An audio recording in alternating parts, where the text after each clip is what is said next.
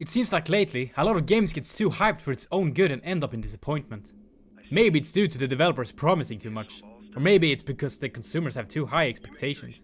Back in 2006, my friends and I would gather outside of a classroom and just talk about this upcoming game. We hyped that game through the fucking roof.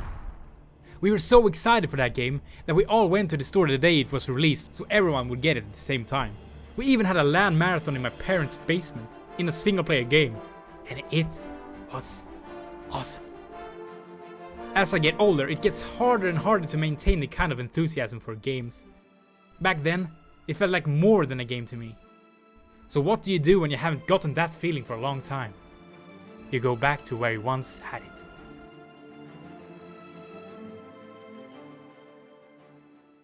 The character creator of Oblivion is mildly put, a piece of shit. I even thought it was bad in 2006. It's really hard to make someone who looks good. There are a lot of races to choose from, but there is only one choice for me. You know what they say, once you go Nord, you never get bored? Since I knew how hard it was to make something that looks good, I decided to take another approach. Oh yeah. There we go. Not bad. Not bad. And now for the name. I want something Norse, something heroic, something terrifying. I went with Mitch. That's nice. You start off in prison for an unknown crime. And then Patrick Stewart shows up, the Emperor of Tamriel. You. I've seen you. Let me see your face. You are the one from my dreams. I don't want to be too forward, but in that case you dream about some serious cases of monkey face. Then the stars were right, and this is the day. I don't think it was a prophecy, more like a normal nightmare.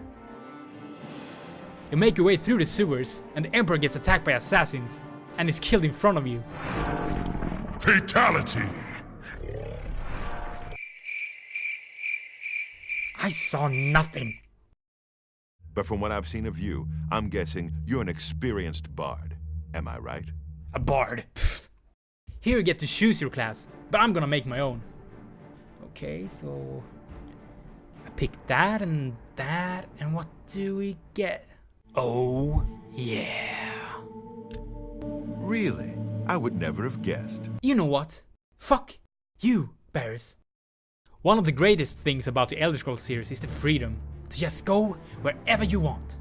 Sure, the main quest is interesting and I always complete it, but the things you remember the most are your own little adventures. After a while of aimlessly running around, I got into a city called Hackdirt. I accidentally broke into this guy's house. In here, stranger. You better leave before somebody gets hurt. He startled me, so I had to kill him. Whoopsie daisies! As if his defeat in battle wasn't embarrassing enough, I decided to put him in some playful positions. This seems to have provoked the other villagers. What's up with their face? Outsider! Kill! And why do they all have green pants and no shirts? Is this some kind of cult? After their inevitable defeat, they got the same treatment as that other guy. I think I deserve to be in jail. You never know who to trust.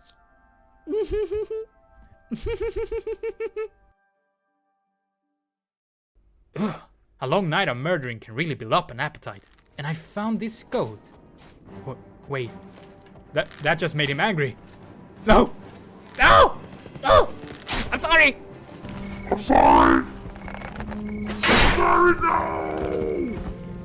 Arrows couldn't bring down the beast. I needed something heavier.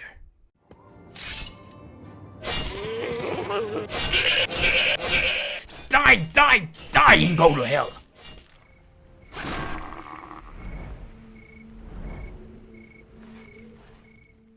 Farewell, worthy adversary. May you forever rest in peace by this fence.